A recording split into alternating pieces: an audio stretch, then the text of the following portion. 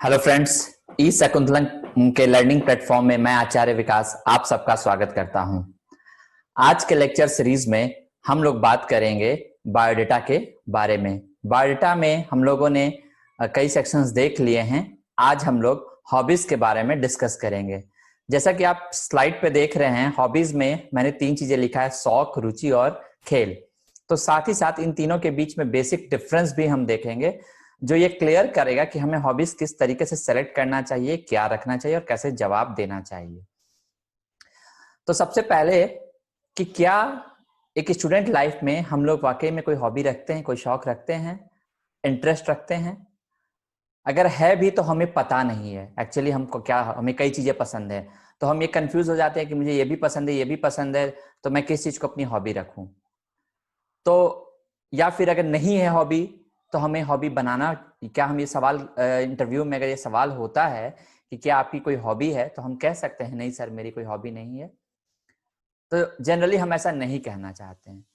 तो क्या करना होगा, हमें हॉबीज के बारे में भी तैयार करना होगा। जैसे हम बाकी सेक्शंस को तैयार किए हैं, हमें हॉबी को भी डिटेल में तैयार करना होगा। अब बिहार पीसीएस के लिए ही अगर हम लेते हैं तो प्रीलिम्स, मेंस, इंटरव्यू, तीनों स्टेज पे हमने बिहार के बारे में काफी इंफॉर्मेशन गैदर किया, क्योंकि वो हमारे एग्जाम से रिलेटेड था, उससे पूछा जा सकता था। तो जब हम इन चीजों के लिए बिहार के बारे में इतना डिटेल में इंफॉर्मेशन कलेक्ट कर सकते हैं, तैयारी कर सकते हैं, तो हॉबी तो एक सेक्शन है, उसके बारे में भी हमें तैयारी करनी होगी। तो आइए हम लोग हॉबी के बारे में देखते हैं कि हॉबी और इंटरेस्ट या शौक और रुचि में क्या डिफरेंस है और क्या एक्चुअली होता है। फ्रेंड्स, हॉबी और इंटरेस्ट या शौक या रुचि में एक बहुत ही माइन्यूट डिफरेंस है, लेकिन उस डिफरेंस को समझना बेहद जरूरी है। पहला क्या कि इंटरेस्ट क्या होता है, हम लोग जो रखते हैं किसी चीज में, वो एक्चुअली ज्यादातर लोग रुचि रखते हैं। लाइक हमें संगीत सुनना पसंद है तो हम संगीत सुनते हैं, लेकिन संगीत के बारे में बहुत डिटेल नॉलेज में नहीं चले जाते हैं। क्लासिकल म्यूजिक क्या है, वेस्टर्न म्यूजिक क्या है, उसका कहाँ से ओरिजिन हुआ, क्या क्या उसके सब पार्ट हैं, इतना डिटेल हम लोगों को रखने की आवश्यकता नहीं होती है। हमें अच्छा लगता है, हम संगीत सुनते हैं। तो ये जो हुआ, ये हमारा एक्चुअली रुचि हुआ, इंटरेस्ट हुआ, ना कि हमारी हॉबीज हुई। सिमिलरली अगर हम देखते हैं, अगर हम हॉबीज के बारे में देखते हैं, तो हॉबीज के बारे में हम लोग को डिटेल नॉलेज रखना होता है, काफी डिटेल नॉलेज, और आपको एक्टिवली उसमें पार्टिसिपेट होना होता है, आपकी सक्रिय भागीदारी उसमें होनी चाहिए। लेकिन साइनोनिमसली ये यूज होता है, यानी कि हॉबीज भी पूछा जाता है तो हम इंटरेस्ट के बारे में, शौक, रुचि, सब जगह हम एक ही चीज बताते हैं। लेकिन अगर वाकई में इसका डिफरेंस जानना हो तो यूपीएससी के मेंस में जो डिटेल्ड एप्लीकेशन फॉर्म होता था, उसमें ये वर्ड अलग लिखे होते थे, हॉबीज भी, फिर नीचे इंटरेस्ट सच एज, और स्पोर्ट्स का भी अलग कॉलम होता था। तो यहाँ पे हम लोग बीपीएससी साक्षात्कार में क्योंकि हॉबीज पूछते हैं और हम लोग बहुत डेप्थ में नहीं भी, लेकिन बेसिक इंफॉर्मेशन हम लोग तैयारी करते हैं, तो हम लोग हॉबीज और इंटरेस्ट को साइनोनिमसली लेकर चलेंगे। अब अगर हम देखते हैं तो बहुत सारे स्टूडेंट कहते हैं कि सर मेरा हॉबी तो पढ़ना है। अब जो काम हम रूटीन वर्क के तौर पे कर रहे हैं, मैं स्टूडेंट हूं तो मेरा काम है पढ़ना, मेरे को अपनी तैयारी के दौरान पूरा पढ़ना पड़ता है। वहां पे हॉबीज क्या हो सकता है? हम सब जानते हैं कि हॉबीज ऐसा चीज है जो हम अपने फ्री टाइम में करना चाहते हैं। हम इसलिए करना चाहते हैं कि उससे हमारा माइंड रिलैक्स हो। अगर हम दिन भर पढ़ के थके हैं तो हम थोड़ा सा अपने माइंड को रिलैक्स करना चाहते हैं, तो हम वो काम करना चाहते हैं जिससे हमें अच्छा लगे, हम रिफ्रेशन फील करें, हमारा माइंड रिलैक्स हो।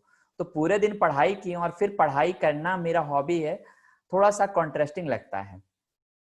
लेकिन हाँ, पढ़ाई अच्छा लगता है, तो इसको हॉबी के तौर पे हम कैसे कन्वर्ट करेंगे साक्षात्कार में बताने के दौरान भी? तो हम कह सकते हैं सर नॉवेल पढ़ना मुझे अच्छा लगता है। अब पढ़ाई आपका रूटीन वर्क था, लेकिन नॉवेल पढ़ना ये सबके लिए रूटीन वर्क नहीं हो सकता है, या किसी के लिए भी। किसी को कविता पढ़ना अच्छा लग सकता है, किसी को नॉवेल पढ़ना, किसी को गजल पढ़ना, कुछ भी अलग लग सकता है। तो नॉवेल पढ़ना मेरी हॉबी है, आप इसे एक हॉबी के तौर पे रख सकते हैं।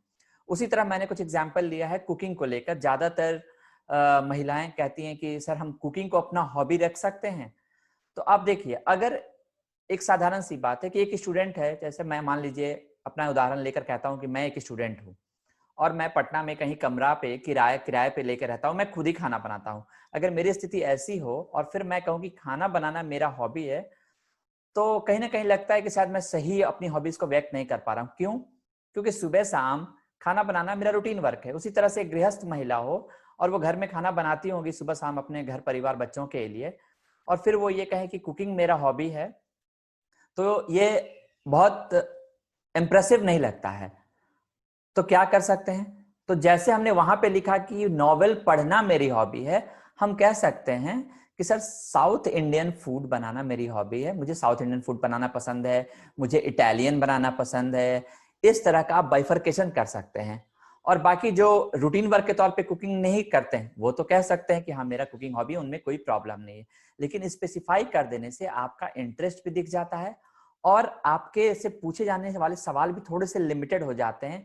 लाइक आपको अपनी तैयारी के दौरान साक्षात्कार में अगर साउथ इंडियन को बताते हैं तो केवल इस पार्ट पे फोकस करना पड़ेगा, साउथ इंडियन में क्या क्या आइटम्स होते हैं, क्या क्या इंग्रेडिएंट्स यूज होते हैं, क्यों पॉपुलर है, इस तरह का चीज। अगर आप सिर्फ कहते हैं कुकिंग, तो कुकिंग का एस्पेक्ट्स बहुत ब्रॉड है, राइट। तो इसीलिए अगर आप रूटीन वर्क के तौर पे कोई काम कर रहे हैं तो उसे अपने हॉबीज में मत शामिल करें, या तो उसमें माइल्ड चेंज कर दें, जैसे नॉवेल पढ़ना हमने किया, साउथ इंडियन फूड या इटालियन फूड, इटालियन कुकिंग हमने अपना इंटरेस्ट में दिया, आप ऐसा दे सकते हैं। सिमिलरली कुछ हमारे स्टूडेंट्स ने पेंटिंग के को हॉबीज के तौर पे चर्चा किया। डायरेक्टली कुछ लोग कह दिए कि सर मेरा हॉबीज मिथिला पेंटिंग में, क्या प्रॉब्लम होगा अगर मैं कहता हूं कि मिथिला पेंटिंग में मेरी हॉबी है। आप फिर से उस जगह पे जाइए जहां पे मैंने कहा इंटरेस्ट और हॉबीज दोनों में एक अंतर है। हॉबीज में आपको उस चीज का डेप्थ नॉलेज चाहिए, प्रिसाइज नॉलेज चाहिए, और आप एक्टिवली उसको परसू कर रहे हो। तो जैसे ही आप मिथिला पेंटिंग वर्ड को अपने हॉबीज के तौर पे बताते हैं तो इंटरव्यूअर को लगता है या ये वो मानते हैं कि आप काफी डिटेल में इस पेंटिंग के बारे में जानते हैं। तो आपसे डायरेक्टली इस पेंटिंग के एक एक बारीकी के बारे में क्वेश्चन शुरू हो सकता है, क्योंकि आपने स्पेशली कहा मिथिला पेंटिंग। तो अगर आपको लगता है कि नहीं, आपको इतना डिटेल भी नहीं पता है मिथिला पेंटिंग के बारे में या कोई भी पर्टिकुलर पेंटिंग जिसके बारे में आप कहते हैं, तो आप डायरेक्टली कह सकते हैं हाँ सर मुझे, मेरा इंटरेस्ट है पेंटिंग करने में, पेंटिंग करना मुझे अच्छा लगता है। अब हो सकता है वो सवाल करे किस तरह की पेंटिंग, तब आप कहते हैं कि सर बाकी करते हैं लेकिन मिथिला पेंटिंग में मेरा ज्यादा इंटरेस्ट है। तो ये एक सीमित करता है कि आप बाकी चीजों में भी करते हैं और मिथिला पेंटिंग में भी, तो मिथिला पेंटिंग से थोड़े से सवाल आपसे किए जा सकते हैं। उसी तरीके से कोई कह सकता है सर मुझे ऑयल पेंटिंग पसंद है, मुझे कॉफी पेंटिंग पसंद है, तो आप डायरेक्टली क्वेश्चन इनवाइट करते हैं इंटरव्यूअर से कि कॉफी पेंटिंग ये क्या होता है, इसके बारे में बताइए, और इसके बारे में आप सिर्फ प्रिपरेशन करके जाएंगे एक, तो आपके लिए थोड़ा कंफर्टेबल जोन होगा कि आप एक लिमिट बांधेंगे कि इसके अंदर ही आपसे क्वेश्चन हो। तो इन चीजों का जरूर ख्याल रखिएगा। अगर आपको लगता है कि नहीं आप मिथिला पेंटिंग बोल सकते हैं, आपको पूरा डिटेल है, तो आप शौक से बोल सकते हैं, कोई दिक्कत नहीं। लेकिन अगर आपके मन में कंफ्यूजन है तो आप पेंटिंग को रखिए और पेंटिंग में 2-3 एस्पेक्ट्स को कहिए कि हाँ सर मुझे ये ज्यादा पसंद है, ऑयल पेंटिंग या कॉफी पेंटिंग, मिथिला पेंटिंग, या जिस तरह की आप पेंटिंग करना पसंद करते हो आप कह सकते हैं कि ये ज्यादा पसंद है। आगे अगर हम चलते हैं तो बहुत लोगों ने स्पोर्ट्स का नाम ले लिया और कहा कि सर मेरा ये हॉबीज है, लाइक क्रिकेट खेलना। सर क्या क्रिकेट खेलना एक हॉबी हो सकता है? हो सकता है आप में से कुछ लोगों को लगे कि हाँ स्पोर्ट्स खेलना हॉबी हो सकता है। तो मैं थोड़ा सा यहाँ पे आप लोग को क्लियर करना चाहता हूँ कि क्यों ये डिफरेंट है। हॉबीज और स्पोर्ट्स बिल्कुल अलग है। शौक या रुचि और स्पोर्ट्स में कैसे डिफरेंस है ये मैं आपको दिखाना चाहता हूँ। जैसे कि मैंने आपसे कहा कि हॉबी वो चीज है जो हम लेजर में करना चाहते हैं, हम अपने फुर्सत के क्षणों में करना चाहते हैं। तो वो आपका फुर्सत का क्षण हो सकता है, आपके दोस्तों का फुर्सत का क्षण हो, क्या ये जरूरी है? नहीं जरूरी है। आपको लगता है कि रात आपकी हॉबीज है क्रिकेट खेलना और आप रात में थोड़ा रिलैक्स होना चाहते हैं, आप रात में क्रिकेट खेलेंगे? नहीं खेलेंगे। अगर खेलेंगे भी तो आपको कोई और चाहिए साथ में, वो हो सकता है वो फ्री ना हो। तो हॉबीज कोई ऐसा दीजिए जो आप पे डिपेंडेंट हो, आप किसी और पे डिपेंडेंट उस चीज के लिए ना हो। साथ में स्पोर्ट्स में कुछ और भी बेसिक डिफरेंस है, लाइक इसमें हमेशा एक से अधिक व्यक्ति, जैसा हमने चर्चा किया, की जरूरत पड़ती है। आप देखिए ऑनलाइन गेम भी खेलते हैं तो कोई ना कोई सेकंड पार्टिसिपेंट्स रहता है, वो कंप्यूटर होता है या कोई भी होता है। तो स्पोर्ट्स को थोड़ा सा डिफरेंट कर दीजिए। म्यूजिक सुनना है, मैं खुद से सुन रहा हूँ, मुझे किसी पे डिपेंडेंट नहीं हूँ। साथ ही साथ इसमें प्रतियोगिता शामिल होती है। अगर हम कोई भी स्पोर्ट्स खेलते हैं तो हार या जीत एक भाग जरूर होता है, और जैसे ही प्रतियोगिता आती है तो माइंड थोड़ा सा प्रेशर में आता है, थोड़ा सा तनाव आता है। जबकि हॉबीज हम तनाव को कम करने के लिए खेलते हैं। तो जहां पे प्रतियोगिता शामिल हो संभवतः वहां पे हमारे मन में तनाव आ सकता है। ठीक है। दूसरा, कि स्पोर्ट्स का कुछ मापदंड है या कुछ नियम है, जबकि हॉबीज बिल्कुल इन चीजों से फ्री है। सिर्फ मुझे अपने माइंड को तरोताजा करना है, मुझे उस पर फोकस करना है, इसलिए वो काम जो मुझे अच्छा लगता है एकांत में करना चाहूं मैं कर सकता हूं, किसी पर भी निर्भर नहीं हूं। तो आइए अब उस उदाहरण को देखते हैं जिसका मैंने चर्चा किया कि क्या क्रिकेट खेलना एक हॉबी हो सकता है। अगर मुझसे कहा जाए तो मैं कहूंगा नहीं, क्रिकेट खेलना हॉबी नहीं हो सकता है। इसीलिए जो पॉइंट मैंने 3 पॉइंट आपसे चर्चा किया, इसलिए ये हॉबी नहीं है। पर कोई कहे कि हाँ मुझे क्रिकेट बहुत पसंद है सर, सच में मुझे पसंद है, मैं रखना चाहता हूँ, बिल्कुल पसंद है, आप रखिए। तब आप वहां पे थोड़ा सा वर्ड का चयन बदल दीजिए। जहां पे आप प्लेइंग क्रिकेट कह रहे थे, अब आप कह सकते हैं वॉचिंग क्रिकेट मैच। क्योंकि क्रिकेट मैच देखने के लिए आप रात में देख सकते हैं, जब आप माइंड फ्रेश करना चाहें तब देख सकते हैं, आप फ्री हैं, ठीक है। कोई आपने लाइव क्रिकेट मैच नहीं लिखा है, like watching live cricket match, ठीक है। साथ ही साथ अगर अब है कि सर क्रिकेट मैच पे सवाल तो बहुत ज्यादा हो सकते हैं, नेचुरली बहुत ब्रॉड एस्पेक्ट्स है, और साक्षात्कार में इसीलिए बच्चे डरते हैं कि सर हॉबी बताएंगे तो उसमें बहुत डिटेल में पूछने लगेंगे। तो मैं बार बार वही टेक्निक बता रहा हूँ कि कैसे आप अपने आप को सीमित कर सकते हैं। जैसे पेंटिंग से आप ऑयल पेंटिंग पर आ गए, कुकिंग से आप साउथ इंडियन या इटालियन पे आ गए, रीडिंग से आप रीडिंग नॉवल पे आ गए, क्रिकेट में भी आ सकते हैं। कैसे? मैंने क्रिकेट मैच का उदाहरण लिया, आप कहें सर इंडिया और पाकिस्तान का मैच देखना मुझे पसंद है, खास करके पुराने कपिल लाइक 83 वाले टाइम के जो क्रिकेटर्स उनका देखना पसंद है। सर मुझे एसएस देखना पसंद है, या कोई आईपीएल के बारे में आप चर्चा कर सकते हैं। तो ये डायरेक्टली क्वेश्चन जो है आपका सीमित कर देगा आईपीएल तक या फिर एसएस तक। ज्यादा चांसेस होंगे कि आपसे इससे सीमित सवाल ही पूछे जाएंगे, रादर देन ये कह देना एक ब्रॉड ओवरव्यू, सर मुझे क्रिकेट खेलना पसंद है सर, या सिर्फ खेलना तो हम लेंगे ही नहीं, या क्रिकेट देखना पसंद है, आप कहें 2020 मैच। तो ये चीजों को सीमित करेगा कि ज्यादातर क्वेश्चन अब आपसे 2020 के आसपास होंगे, आपके लिए तैयारी करना भी आसान होगा। तो फ्रेंड्स ये जो हॉबीज हुआ या इंटरेस्ट हुआ या स्पोर्ट्स हुआ, मुझे लगता है कि आप लोग को बेसिक डिफरेंस पता चल गया होगा। तो आपसे एक रिक्वेस्ट है कि अपने हॉबीज में खेलना, किसी गेम को, प्लेइंग गेम्स को शामिल ना करें। अगर आपको वो गेम पसंद है तो मैंने बताया किस तरह से आप उसको वॉचिंग या उस पे एनालाइजिंग, कमेंट्री या कुछ इस तरह का आप यूज करके उसको सीमित करें।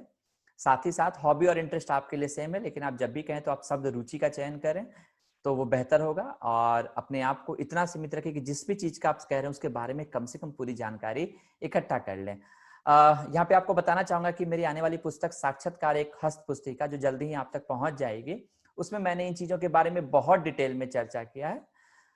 आगे अगर हम देखते हैं तो हमने आप लोग की सुविधा के लिए कुछ हॉबीज का नाम दिया है, लेकिन मैं आपको यही बताना चाहूंगा कि थोड़ा सा समय लेकर सोचिए कि कौन सा चीज आपको ज्यादा पसंद है।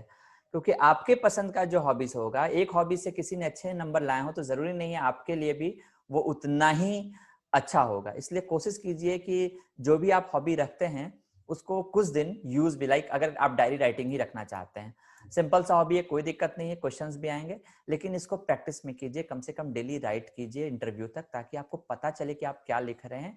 वहां पे आपसे सवाल पूछे जाएं, आप क्या लिखते हैं, आप बता सकते हैं कि सर हम दिन भर की गतिविधियों को लिखते हैं, अगर हमसे कोई मिस्टेक होता है तो हम उसको लिखते हैं, साथ में ये भी एक प्रॉमिस करते हैं। वो पूछे क्या फायदा होता है, तो सर हम उसमें लिखते हैं तो मैं खुद को एनालाइज कर पाता हूँ, सेल्फ इवेल्युएशन, कि मैं क्या हूँ, क्या मेरे में कोई कमी रही, क्या आज मैंने कोई गलती की, और समय के साथ मैं उसमें एक प्रॉमिस करता हूँ हर दिन कि हाँ मैं इस चीज को अब ठीक करूंगा, या कोई अगर प्रॉब्लम चल रहा है तो उसको बेहतर बनाने के लिए प्रयास करूंगा।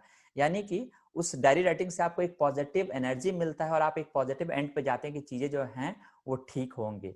उसी तरह आप ब्लॉगिंग लिखना चाहते हैं, गार्डनिंग लिखना चाहते हैं, सिंगिंग हो, फोटोग्राफी हो, राइटिंग पोएम्स हो, स्लोगन्स आपको पढ़ना पसंद है, मुझे लिखने में रुचि नहीं है तो मुझे स्लोगन्स अच्छे अच्छे पसंद है, कोटेशंस पढ़ना है, किस तरह के, तो प्रेरक उक्तियां आप कुछ स्वामी विवेकानंद और बाकी लोगों का याद करके रख लीजिए, क्यों आपको अच्छा लगता है, तो हमको इससे मोटिवेशन मिलता है।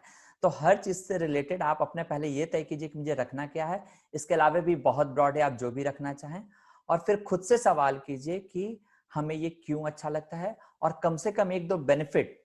एक तो आपका माइंड रिलैक्स हुआ, अगर कोई और चीज हो जिससे आपको बेनिफिट लगे, लाइक वो आपको एक बेहतर इंसान बनने में मदद करता हो, या आपको हेल्प करता हो, आपको मोटिवेट करता हो, तो ये और भी बेहतर होगा कि आप अपने हॉबीज, और हॉबीज आपके साथ पूरी तरह से ईमानदार हैं।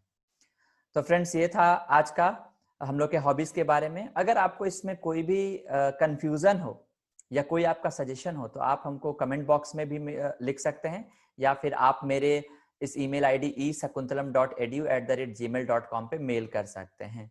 और अगर आपको मेरे लेक्चर्स, इंटरव्यू के लेक्चर्स पसंद आ रहे हैं और आप और ऐसा लेक्चर चाहते हैं तो प्लीज मेरे चैनल ई शकुंतलम को सब्सक्राइब करें। Thank you friends.